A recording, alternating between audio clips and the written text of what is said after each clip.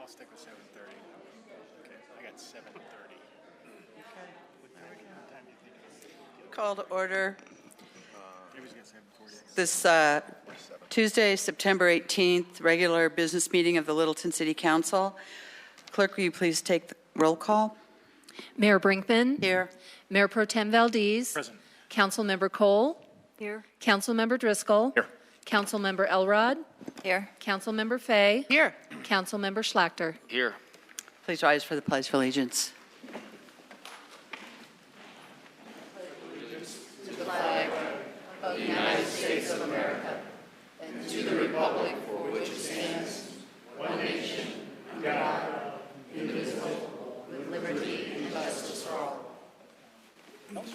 Everybody was off. Council, any changes to the agenda? Seeing none, the agenda is approved. Public comment. This is an opportunity for the public to comment to the council, who have a green sheet in the back that I hope you signed up on. Each speaker will be limited to 3 minutes. The council is not authorized by the Colorado Open Meetings Law to discuss, comment, or take action at this meeting on any issue raised by public comment that is not part of tonight's agenda. We may refer the matter to the staff to obtain additional information and to report back to council as appropriate. We do have one public hearing this evening, and that is on an ordinance regarding a traffic light at a crossing. So if you would like to speak on that, please wait until the public hearing is called.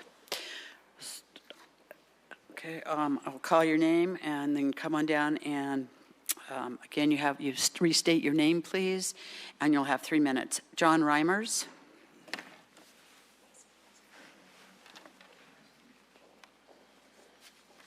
Good evening. My name's John Reimers, and for 23 years, I've lived directly across South Park Lane from the location of the proposed Triple J Armory gun store and shooting range. I'm opposed to this business locating so close to residential housing, several schools, and nursing home for reasons that have been voiced by others previously. I also feel that the zoning approval process has been seriously flawed. It appears that the City of Littleton has moved ahead with Triple J's request without coordinating with the South Park Business Owners Association, which has raised concerns about this relocation. It's my understanding that the proper applications have not been made to SPOA and that Triple J was allowed to begin building without proper permits obtained. This undermines the entire approval process. Mayor Brinkman has admitted that the city's zoning ordinance has not been reviewed for many years and are well overdue to be revised. Triple J is not a good fit for this location. It's important that the City Council listen to the people who will be most impacted by Triple J moving into our neighborhood. I do not think that this is happening. In my community, we're concerned about traffic, safety, noise, and the potential for criminal activity based on Triple J's history. Zoning is more than just whether a business fits into the general zoning category. Zoning does not happen in a vacuum, and any zoning decision needs to consider the type of business and the impact on the surrounding community. That is why zoning laws tend to locate liquor stores and marijuana dispensaries away from schools and daycare centers. The Triple J conflict reminds me of the Walmart case a number of years ago, from the standpoint that although Walmart fit the general zoning requirements to build a superstore on the banks of the South Platte River, it was not a good fit for the community. Nobody knows this better than Mayor Brinkman, who, prior to being on City Council, rightfully and successfully led the movement against the Walmart zoning. And after the City Council approved the project, the people spoke and by overwhelming vote overruled Council's decision. There's a reason why you're getting resistance on this zoning question. I'm urging you to really listen to the people who are impacted by and objecting to Triple J's relocation and to inject into the zoning process some careful consideration of the people who would be impacted by this move. I ask the following: that the City Council place the issue of Triple J on the agenda for a council meeting so you can hear all voices. 2, that council work with Triple J to help them find a location that is a better fit for their business. And 3, if you approve Triple J to move to its proposed location, there be a task force in place who can oversee appropriate construction and can have the ability to investigate and act on complaints. Thank you. Thank you, John. Dan Radulovich. You got it. I've been practicing. Before I get started, I have some comments from people that couldn't make it here tonight. You guys know what I'm going to talk about. So basically, this process, that as it relates to short-term rentals, has been backwards since the very beginning. The neighborhoods and communities of Littleton have had the burden of proof foisted upon them by the city and the council to prove that an unstaffed hotel in a residential neighborhood is a bad idea. I hope that sounds a little bit crazy when you hear it out loud. It should be, I would think that would be the starting position of the city and the council as opposed to the beginning position.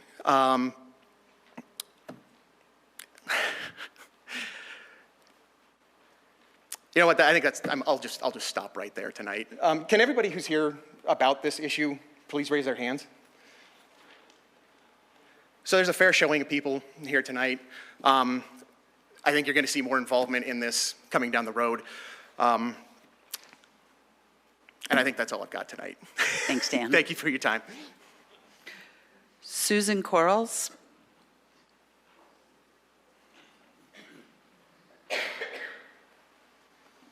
Hi there.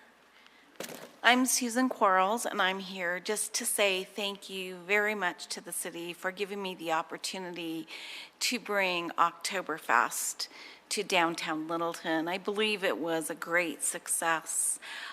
We didn't have any incidents. I made a couple of mistakes in some planning things, and Councilman Driscoll was there as my Burgermeister and tapped the keg. And so I just wanted to say thank you guys so much, and I hope that I didn't make so many mistakes that you'll let me come back next year. So I have little cookies for each one of you. You can pick Lederhosen or a Bierstein or a Dirndl or a pretzel. So thank you all so much. Thank you. Dr. Richard Krantz.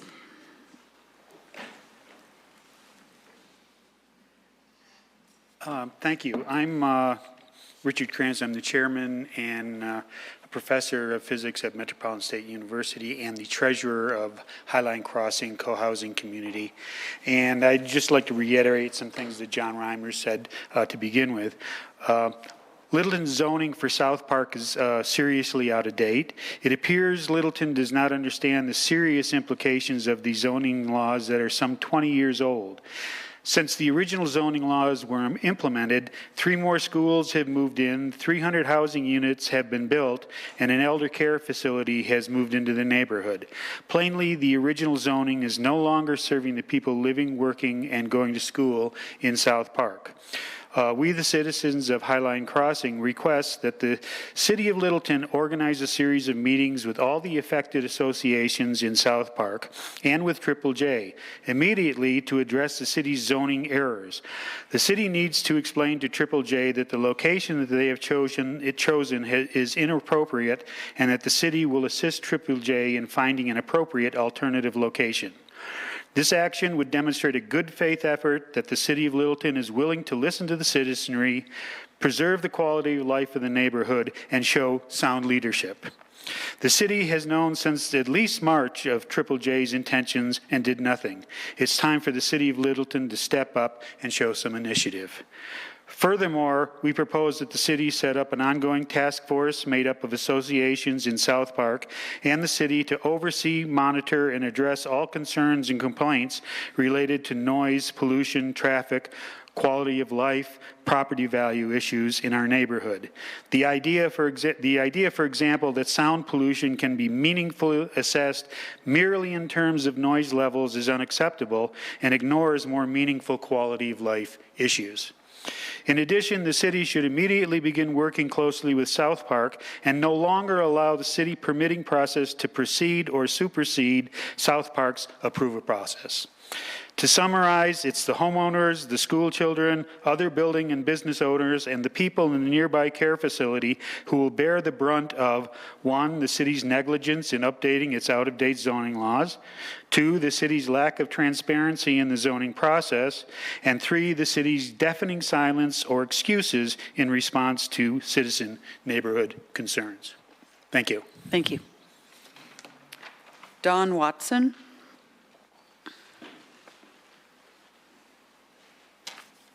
Hello, my name is Dawn Watson. I've lived in this neighborhood for over 18 years. My husband is a lifelong resident of Littleton. He was raised on Watson Lane. I understand the City Council is currently in the process of drafting an ordinance regarding short-term rentals. We live in the city, we live in these neighborhoods. We want to make sure that the people who own these properties live in these properties and rent them out. We don't want them to be out-of-state ownership. we've taken, or I understand that you've taken out a key part of the ordinance requiring the property be the primary resident of the person offering the property. Many municipalities in the metro area, such as Denver, Boulder, Aurora, Golden, have adopted this clause in order to be sure a person with a vested interest in the property in the community be on site to oversee the property. We feel that this is a reasonable request, and we hope you take it into consideration when you draft the proposal. Thank you. Thank you. There's no one else signed up, but if there's someone who'd like to speak, you're welcome to come down. Please state your name and address. My name is Angela Engel. My address is 6081 South Spotswood Street. And I'd like to speak to the issue of vacation rentals. I'm currently a vacation rental owner. I've raised my kids here in Littleton, and for financial reasons, because I resigned from my job in order to finish my next book, and I run a nonprofit, I needed to leverage my assets. And so just in April, I put my house on Airbnb for a vacation rental. And I know that there's been a lot of negative talk about that, and so I wanted to give a different perspective.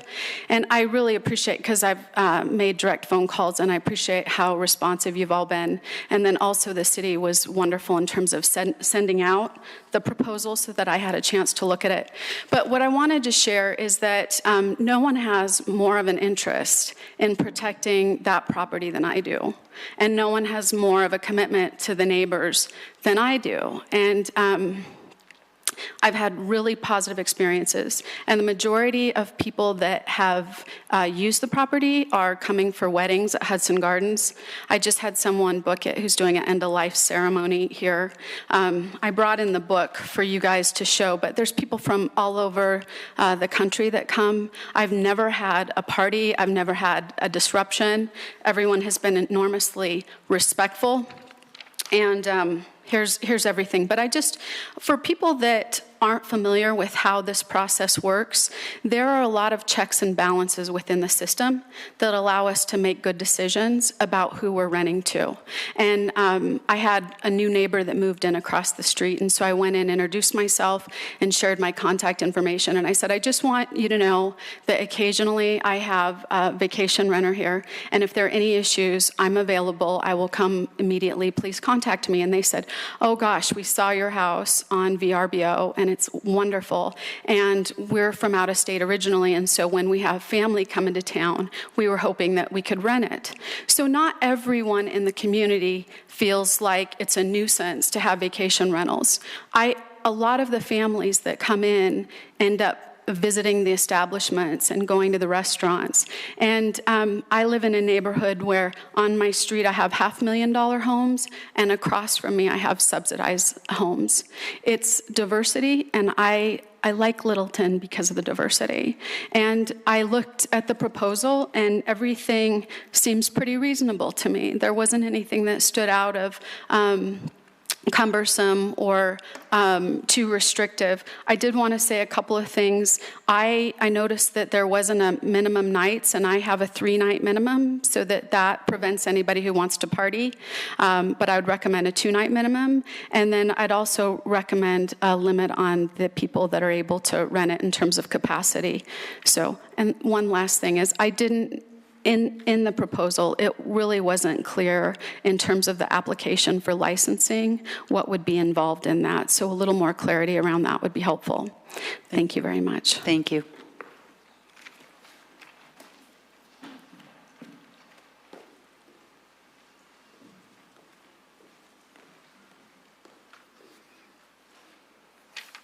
I'm Teresa Tucker, 18 Bradbury Lane.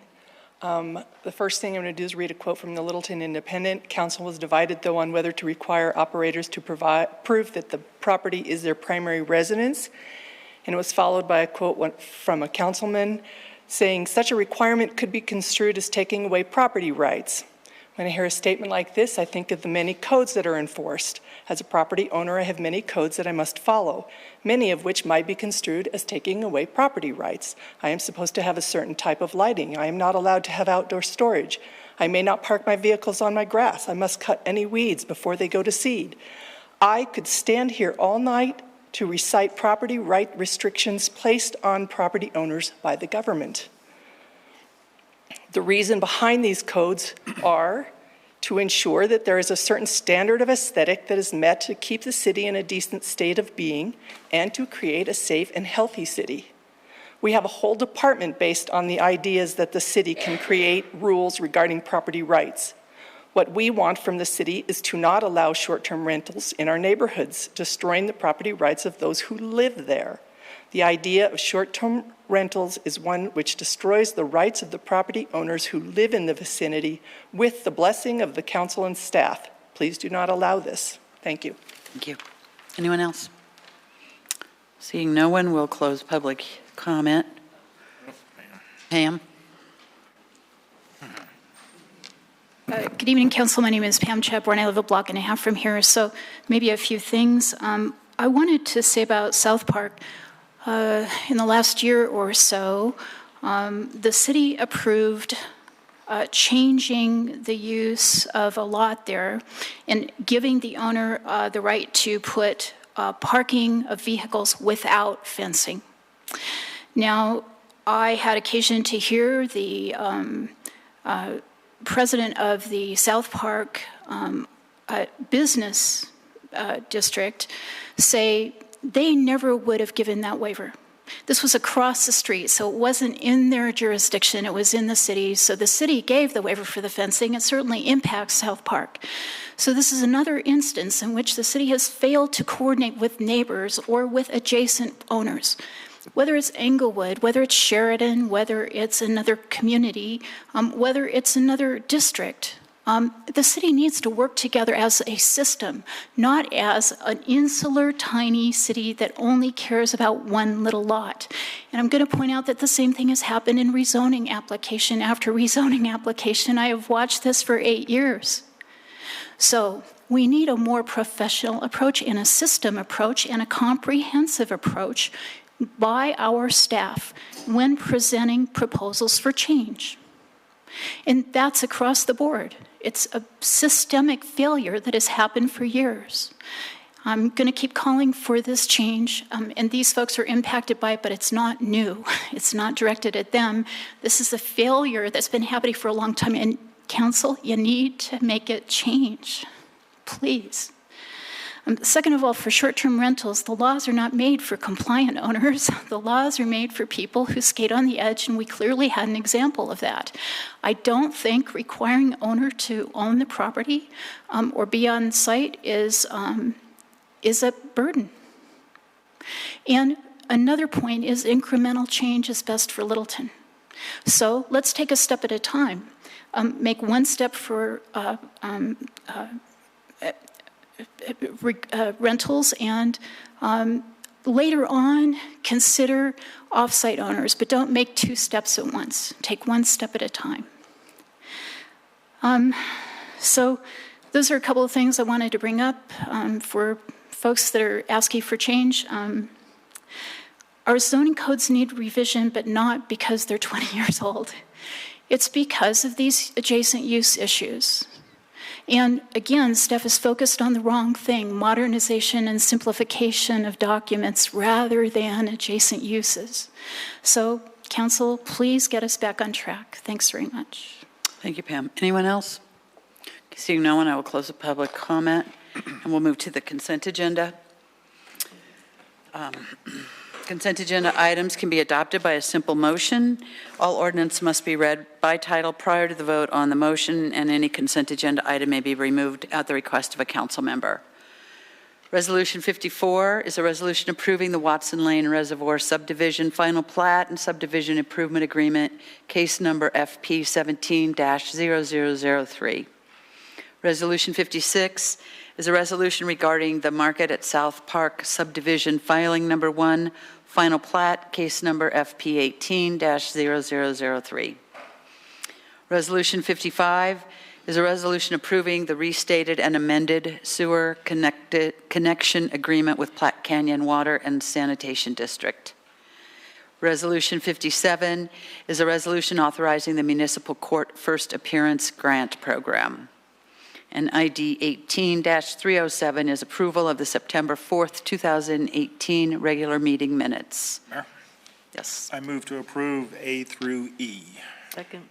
Okay, we have a motion and a second. Second was from Councilmember Cole. To approve consent, ready to vote?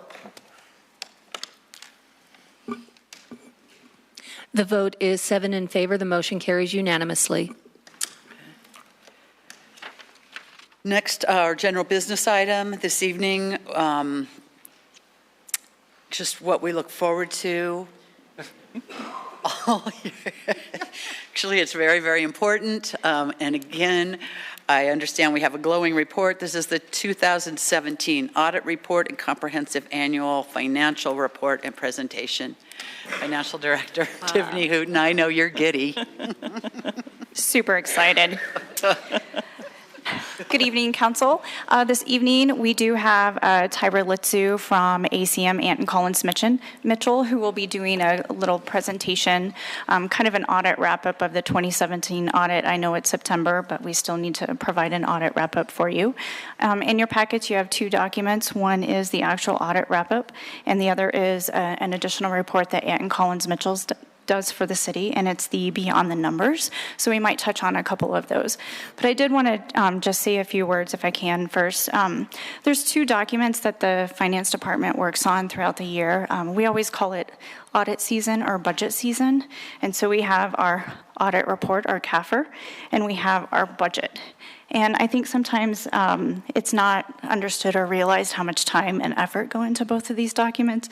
The budget document itself is citywide. It's a group effort. It takes a lot of discussion and analysis to get that document done. But the CAFR is just as important to the city as well. And our staff, the finance staff and the city staff, work really hard to make sure that the information in this document is accurate, and we take pride in that. And so I just want to thank the finance department, specifically Erlene Rich, the accounting manager. She spends a lot of days and nights working on both of these documents. So I just want to thank them, and I want to thank staff and city manager and you as well, the city council.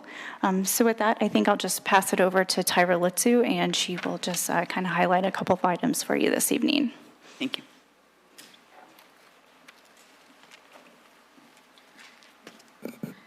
Good evening, Mayor and City Council.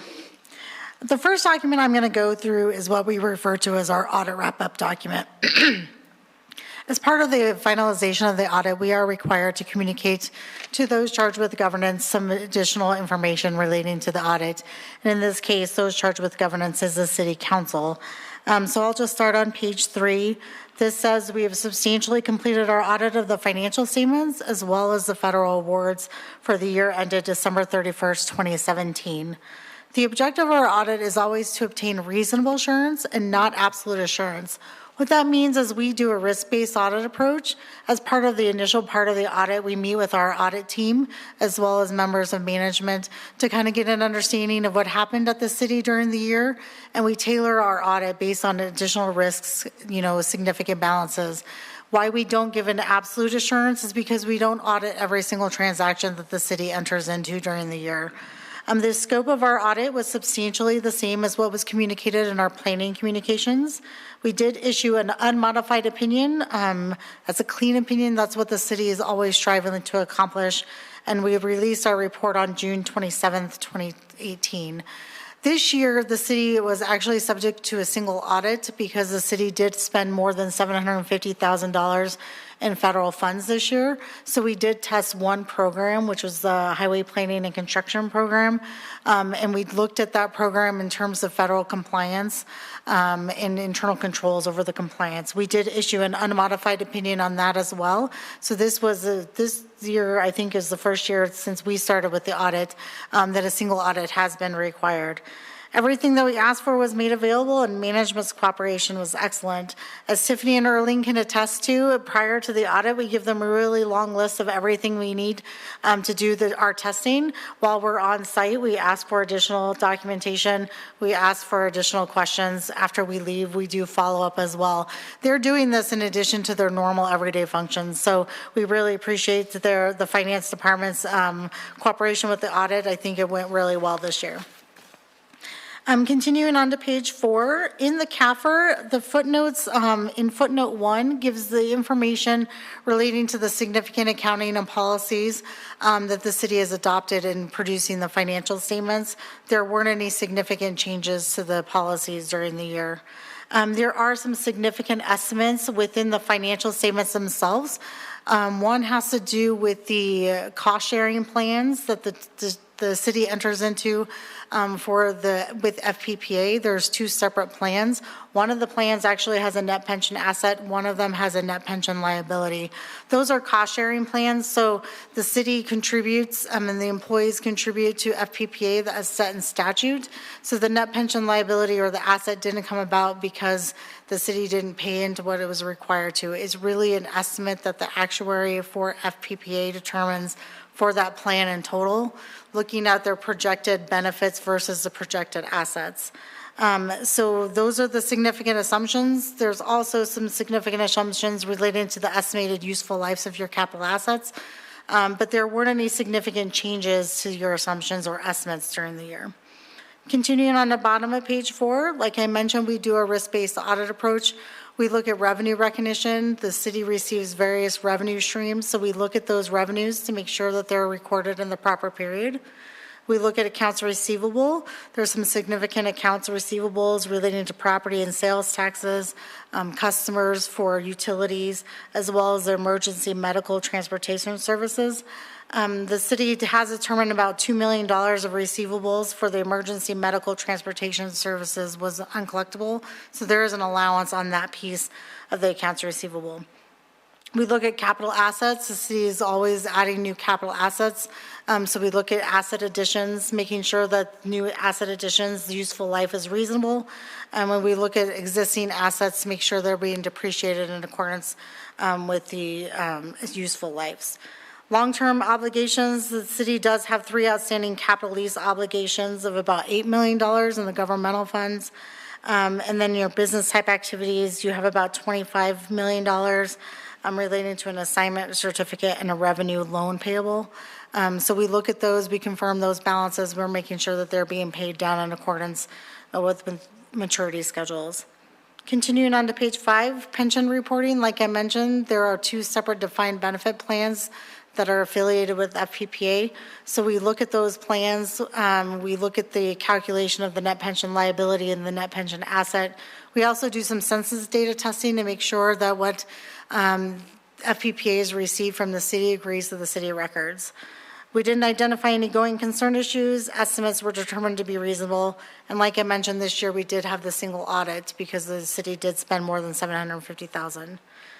There was one adjusting entry that was made, and it was to move some accounts receivables related to grants from one fund to another, but there were no past adjustments that were identified.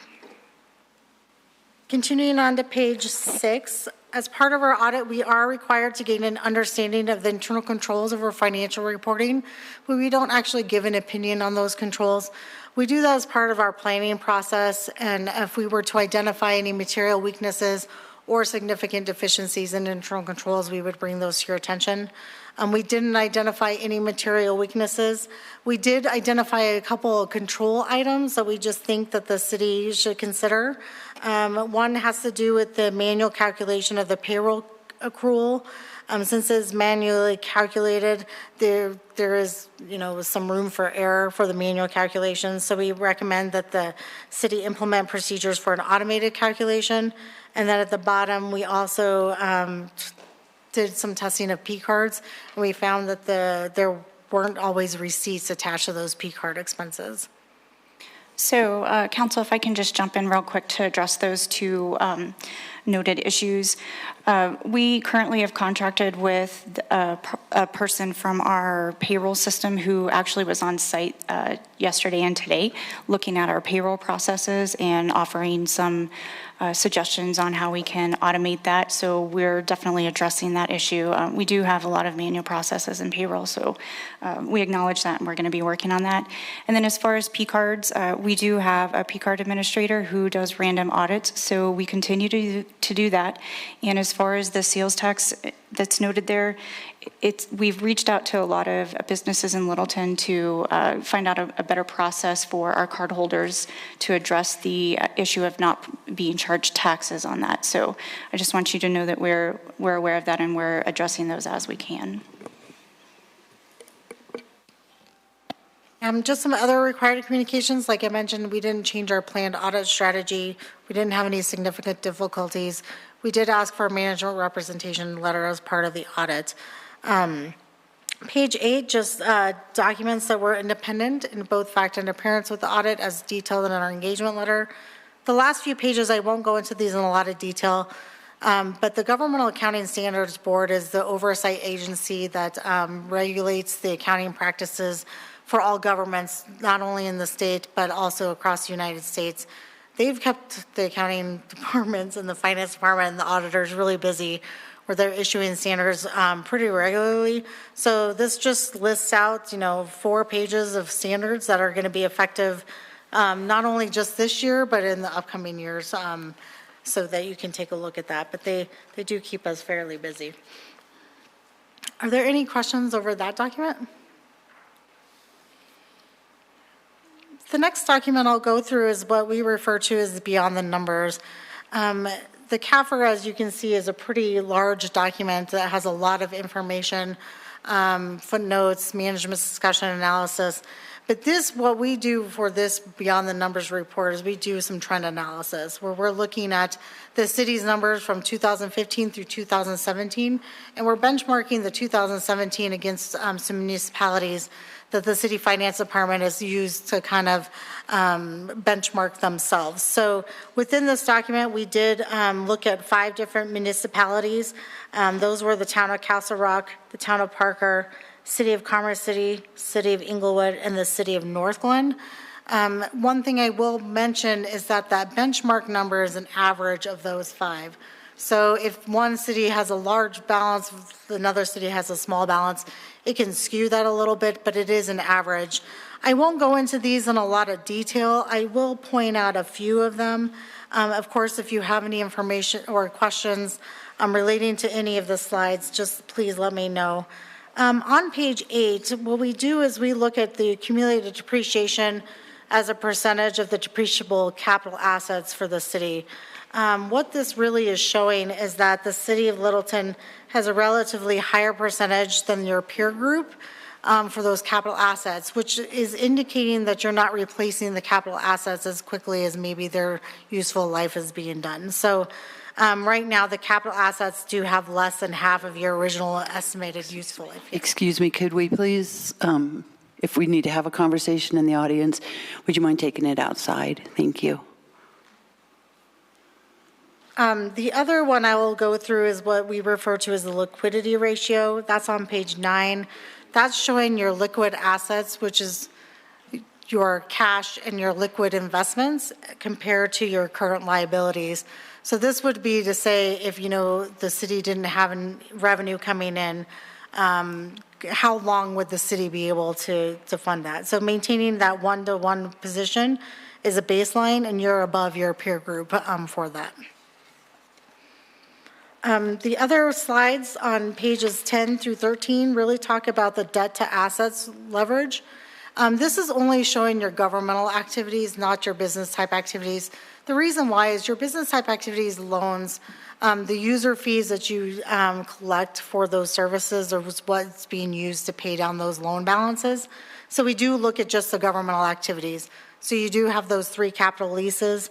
This is just showing that compared to your peer group, your debt to assets leverage is a lot lower. So you have significantly less debt in your governmental activities than you do in the peer group, which is also demonstrated on page 11, which is your total debt per capita.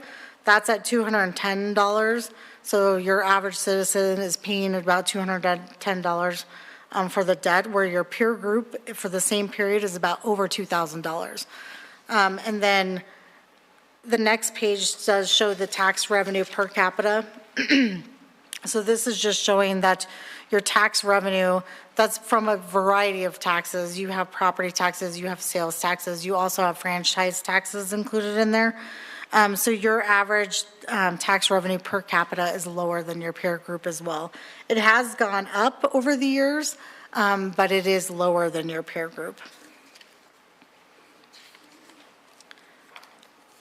I will say that there's some expense ratios that we include that shows, expense per capita. Sometimes this can be a little bit misleading or hard to benchmark because not all of the governments that we use for those peer groups provide the same level of service that the city of Littleton does. So I do want to point that out. But I will point out also on page 19, your total capital outlay expenditures as your percentage of total expenditures, excuse me, is a lot lower than your peer group, which also is indicating that you're replacing your capital assets at a lower level than maybe your peer group is, which is indicating that maybe your capital assets are, a little bit older. On page 20 is your unassigned fund balance as a percentage of total revenues. This is a little bit lower than your peer group as well. And I know that there's a little bit of a different calculation that's in the budget. This is showing it's at 15%. I know the budget's about 21%. We're basing it off of revenues. So I think the budget is also basing it off expenditures and is also including some restriction for Tabor in there. But what this is really showing, though, is that you do have less, but it's also because of transfers to the Capital Projects Fund. Thank you. And as well as your Tabor tax liability that happened in 2016. So there's some reasons for that difference, but you're still at 35 days of annual expenditures in your unassigned fund balance for your general fund. So that just means that you have 35 days of unassigned fund balance to pay for expenditures. The last few slides I won't go into, but it does show your capital assets analysis. Is showing on average how long you have capital assets of useful lives. And then it's also showing some debt service analysis for both your governmental activities as well as your business type activities. It gives in a pie, like in a chart, how much you're required to pay for both principal and interest over the next years until maturity.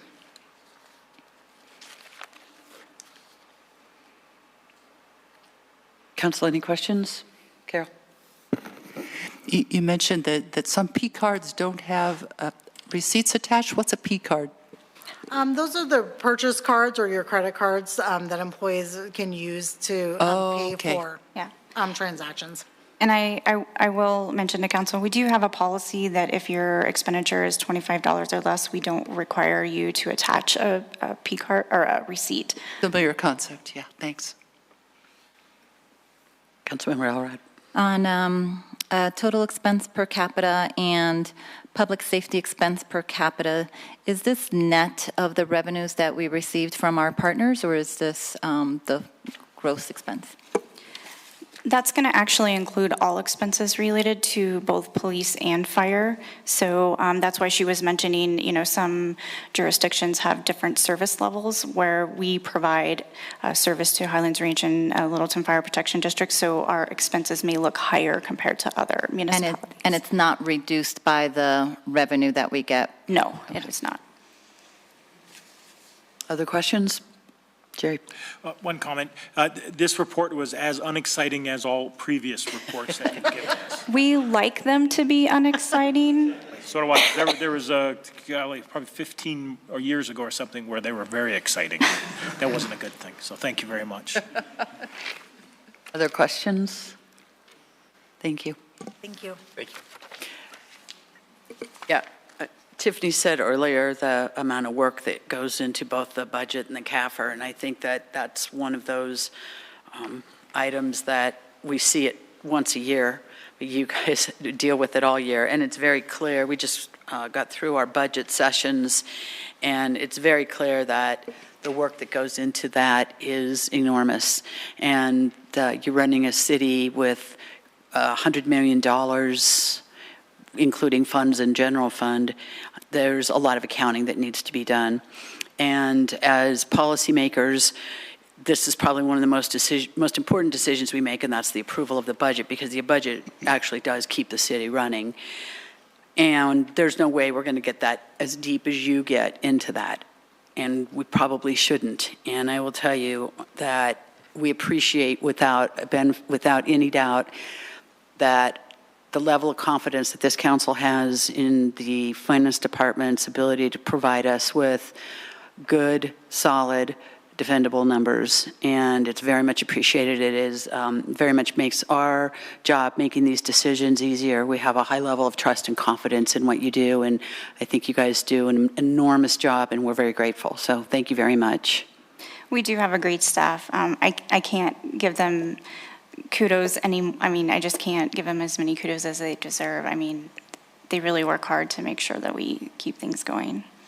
Thank you. Okay, so now we will move on to our ordinance on second reading.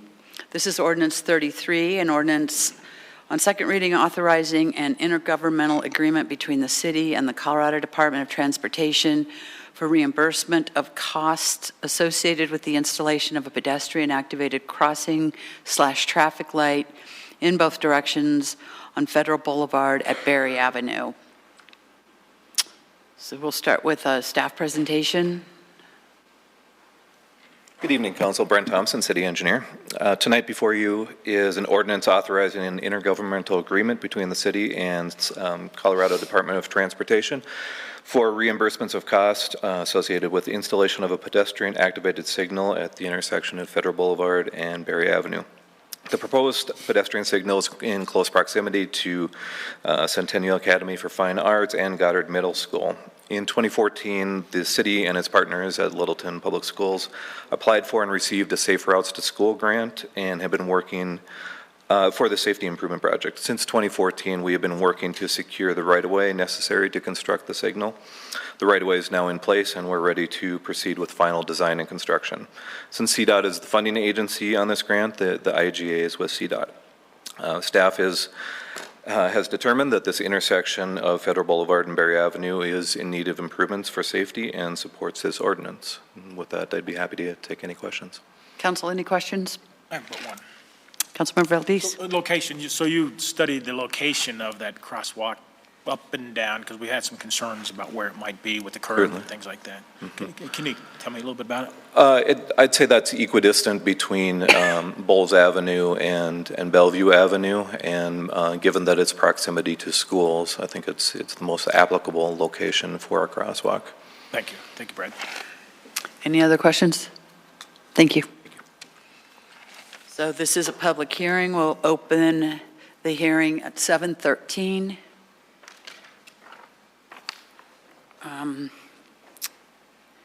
Let's see. I have a number of people that signed up. I will call Pam Chadbourne.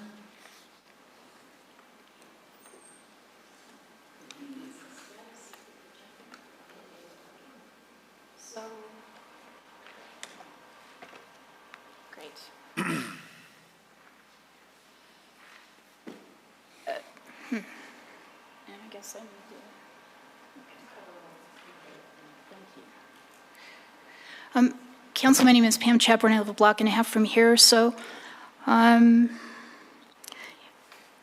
these are my view graphs from 2015. Colleen Gray was killed in September 2nd, 2014, but not at this site. She was killed closer to the double S blind curves.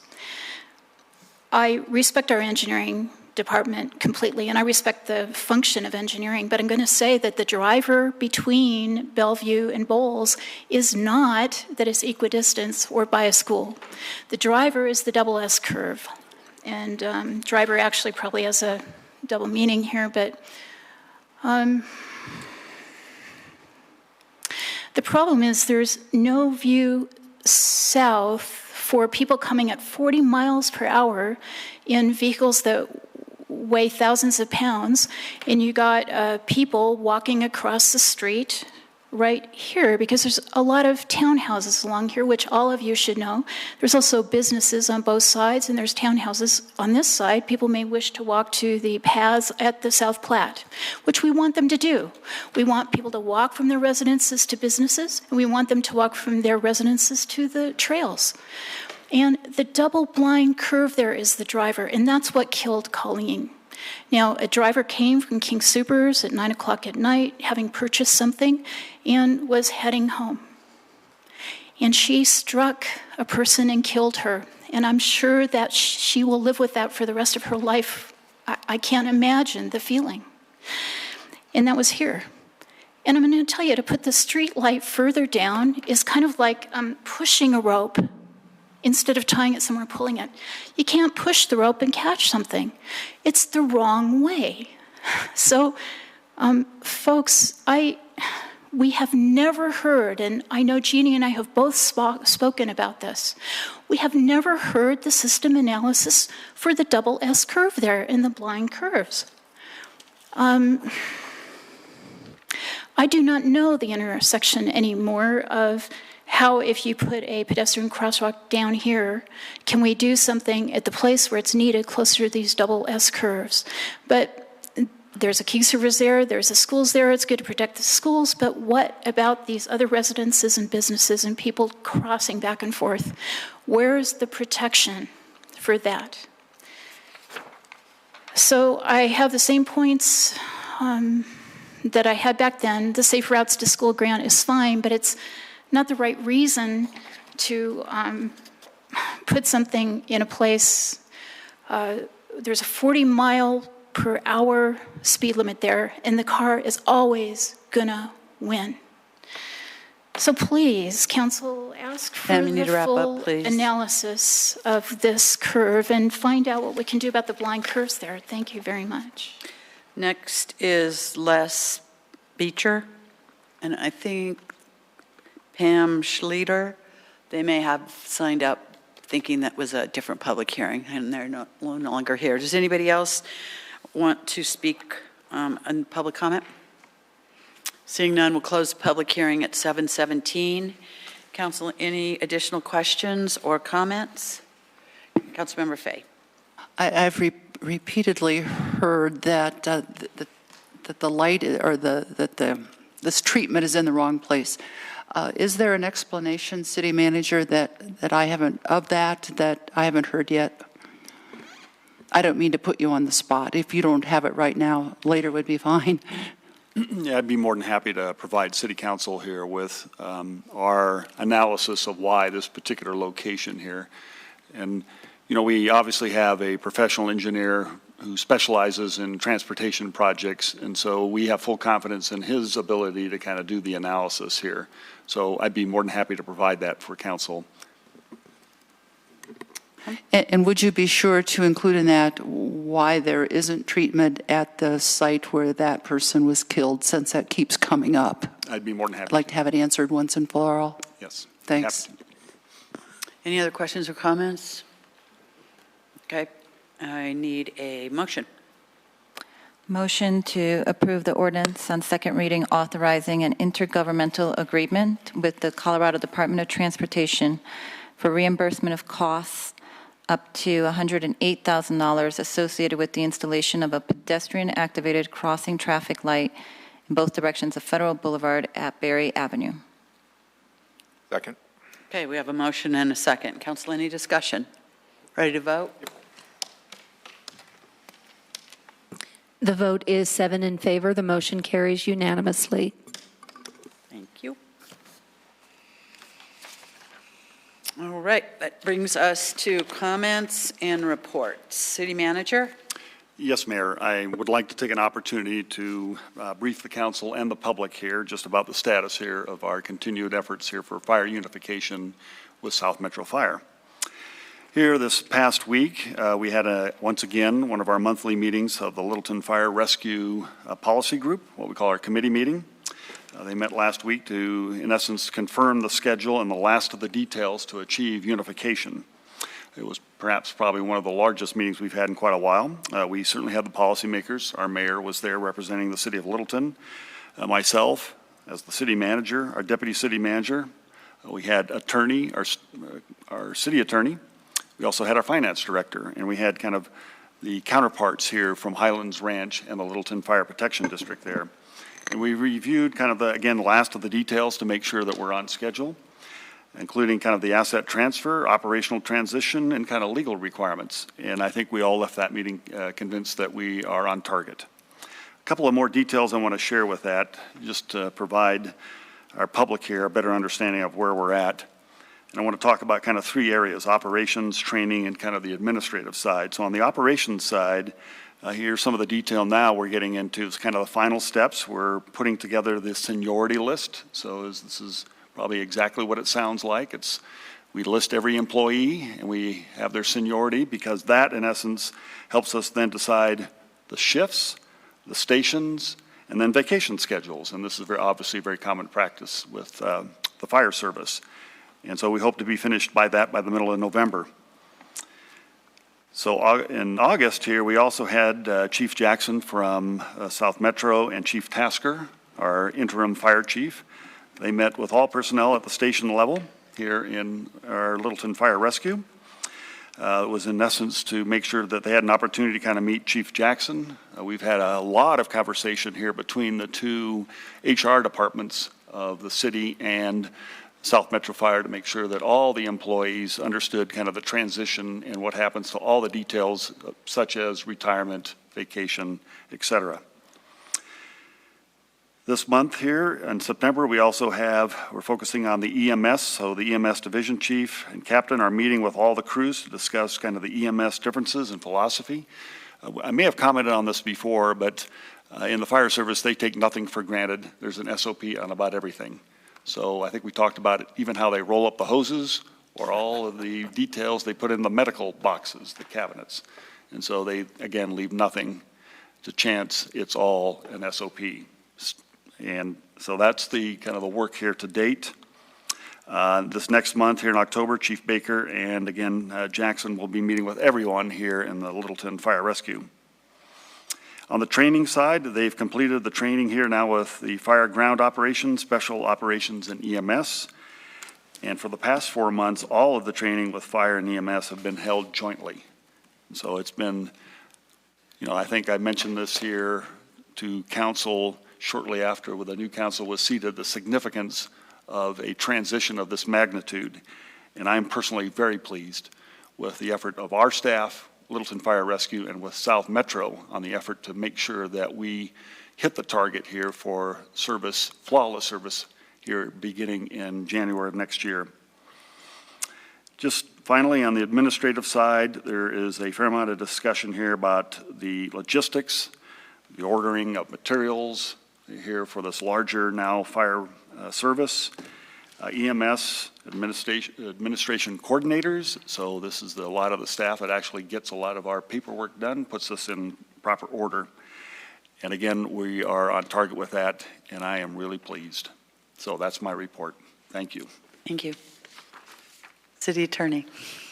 Good evening, Mayor and Council. My name is Brandon Dittman, and for those of you who don't know me, I'm filling in for Steve tonight. I'm with the law firm of Kissinger and Fellman. We've had the pleasure of being a substitute and interim city council for the city for several years now.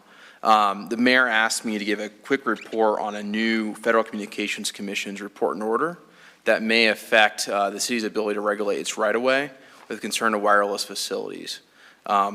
Our firm was asked a few years ago to help the city work on a new wireless ordinance to comply with recent changes in state law.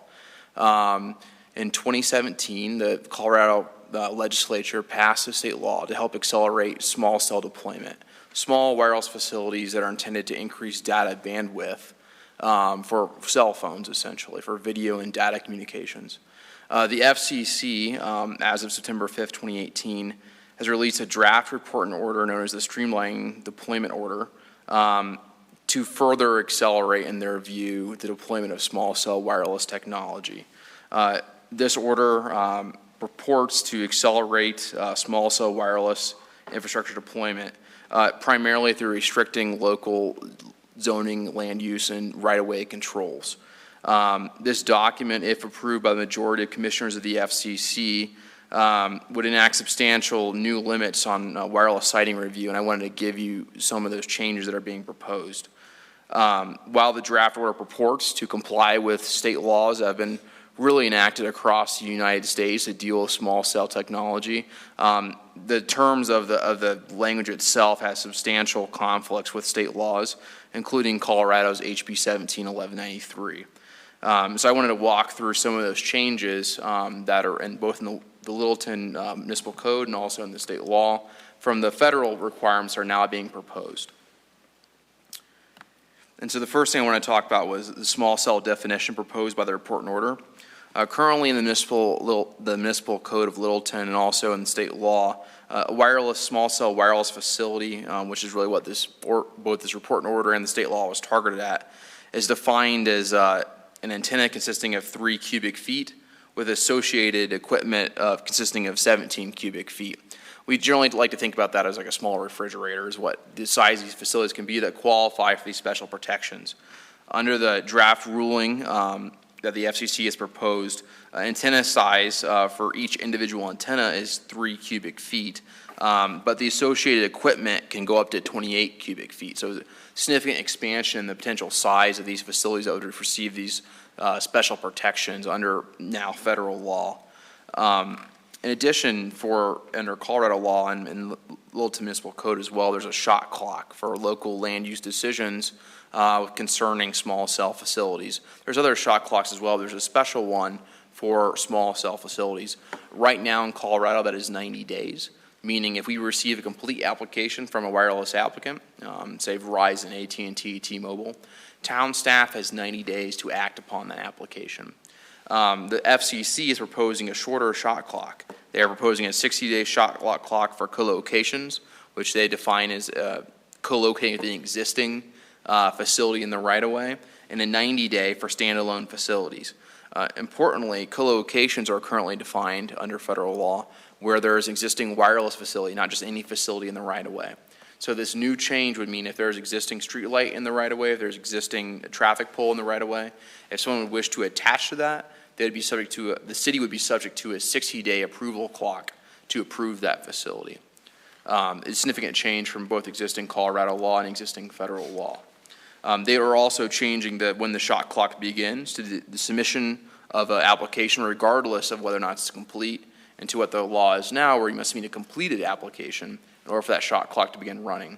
So we're going to have, if this goes through, we're going to have a lot shorter time period in which to process these applications.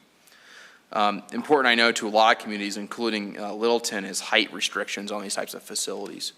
Colorado law has no explicit height definition for a small cell facility. Instead, what the local law says, what the Colorado law says, and Littleton has adopted, is that small cells are used by right in every zoning district, but they are subject to our police powers. And Littleton, as well as other communities, we have basically tied that to zoning. And where there is no zoning restriction on height, in Littleton, I believe, is 35 feet is the maximum small cell can be. The federal proposal is that anything up to 50 feet in height is permissible in any zoning district, and that any sort of restriction that is less than 50 feet is prohibited. And so this would essentially overturn the work we put into the Littleton code in which to create, what we think are reasonable restrictions on height related to zoning district and related to a maximum of 35 feet, and in order to encourage more aesthetically pleasing deployments. Another area that I've identified as being inconsistent with Colorado law is undergrounding requirements. In Colorado, we have a 100-year history of being able to underground facilities, whether it be wireless, electric, natural gas, if they're a utility in the right-of-way. Traditionally, in Colorado and across the country, we've been able to underground those as part of a public project. The order is not clear on this point, but there is a provision in the order, which hopefully be fleshed out through future court cases, saying that a requirement that all wireless facilities be underground as part of a public project or as part of a new deployment. Those types of requirements in the code, and there are some in the Littleton code, would be prohibited. And so it would severely impact our ability to underground these facilities as well. Finally, the last major point I wanted to talk about in terms of the differences between what we have in our code and what the federal law is proposing is cost. In Colorado, we have a history of requiring, mostly through court cases, that we may be able to collect through our permitting fees whatever it costs to administer that permit. The FCC has taken upon itself to limit these costs to $500 for up to 5 sites and $100 per site for each Decent of additional them. site thereafter. Nice, guys. Obviously, this could have a significant impact for some communities that have determined that their permitting costs are higher than those amounts. Those are the major changes. And so the timeline for adoption for this potential report and order is that on September 28th, the full commission of the FCC, which is normally 5 people, right now we have 4 because there's a vacant Democrat seat, they will have an open meeting to discuss this draft report and order, which has been made available. The report and order will go into effect if it is decided to be voted upon and favorably at that meeting 30 days after publication in the Federal Register, not after the vote itself. We do not know, assuming this does go through in some form or another through the FCC, when it will be published, but we expect it to be around late October or November. Interesting, I think for you guys should know that unlike local government, the federal government, and the FCC in this case, is allowed to vote on something and then change it. So what they vote on may actually be different than what we see in the end result. So we don't actually know what exactly we will be dealing with, even if we have a decision from the FCC. When this comes out and there's 30 days that pass as registration, probably, I imagine sometime around the first year, there will be court cases, undoubtedly. The National League of Cities, the National Conference of Mayors, the Carlisle Communications Utility Alliance, which Littleton is a part of, as well as NATOA, which is the overarching body of government communications and utility advisors, have all indicated they will challenge this order if proposed. What we do not know, though, even if it has been challenged, whether or not the implementation of this order will be stayed or not. A stay, of course, is that a court order saying these cannot go into effect until all the legal proceedings have been resolved.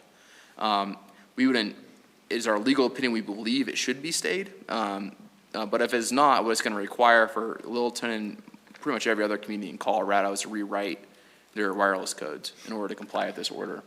And Littleton spent a lot of time and money to update its code, as have many other Colorado communities. I think there's probably been 30 or 40 communities at this point in Colorado which have updated their wireless codes in order to comply with the state law. And so that's a point that the CCUA, as well as other local governments across the country, are stressing to the FCC that we are already trying to comply with state laws, and these additional restrictions, while they purport to be in compliance with those state laws, in fact create additional burdens. And so today, actually, the CCUA, which once again Littleton is a part of, sent a letter to the FCC stressing that we think there should be some additional flexibility provided in this report and order, and that we've expended significant monies across Colorado in order to comply with our state law, and we believe that should be respected. And so that's my report on this new report and order from the FCC, and I'd be happy to take any questions if there are some. Council questions? I was just going to ask, how else can council or the city express our opinion to the FCC about these changes? With a resolution or, more? Yeah, we could do a resolution. Yep. I leave it up to the city how they'd like to best respond, but in my experience, generally resolutions work. I said the CCUA, which Littleton's a member of, has been active in both the docket, which this order came out of, and will be going forward into the court cases that will be challenging this report and order undoubtedly. And so I think continued membership in the CCUA and expressing support for what the CCUA is doing would be another great opportunity to help to support the effort to add some balance, we believe, to this effort. And typically, as these things ramp up and these organizations ramp up their argument against it, they do reach out to municipalities for resolutions, signing on to petitions, whatever that type of thing is. So we will definitely make sure the council is connected into that. And if there's opportunities for resolutions, we'll get those in front of council quickly and run them through. We can do those in a single meeting. So, and obviously just stay updated, because this is kind of fluid. I recall when we did have the meeting where we talked about the cell issue and kind of felt like that was being shoved down our throats at the time too, and we trying to work on how to comply with that. And now this is even worse than that. So strong arm, it's tough stuff. Did anybody else have a question or comment? Okay, thank you. Councilmember Cole, reports? I don't think so. Okay. Just crazy day, sorry. Councilmember Driscoll? Yes, thank you. Earlier this month, I attended the merchants meeting, and there's a couple functions coming up here that I just wanted to let the public know about. On the 27th, the Alley is having a chili cook-off, a fundraiser. So if you make a great green chili, they'd love for you to put that in the competition. The Rinke Brothers are having their grand reopening of their haunted house on the 28th and 29th. So let everybody know that that's back up and running. I want to thank Susan again, that's still here, who ran the Oktoberfest. For those people that made it down there, it was really a neat event. It started Friday night, ended late Sunday afternoon, and it was really well done. This is, I think, Susan's 14th year of doing this. Parker's been hogging her talents all these years, and so we were fortunate, I believe, to get a new venue in town to where it really brought in a different crowd and some new people into Littleton. So thank you, Susan, for everything you did there. And then one more reminder, on Friday, the Littleton Merchants are having their first annual anniversary party over at McKenna's in the parking lot. And all are invited. Thank you. Councilmember Valdez? I have no report. No report. Councilmember Schlechter? No report. I just want to express my disappointment in Councilmember Driscoll for not wearing his lederhosen to tonight's meeting. But that's it. I want to plenty of photos. That was I appreciated seeing that photo though. That was good. Councilmember Fay? There is now a task force, a Tri-Cities task force that the mayor and I attended this last week, of Inglewood and Sheridan and Littleton, to try to begin to coordinate efforts dealing with homelessness, particularly along the waterways. And then Saturday, the 29th of September, is the 4th District 3 citizen meeting, 4th already there. That will be at the Littleton Historical Museum.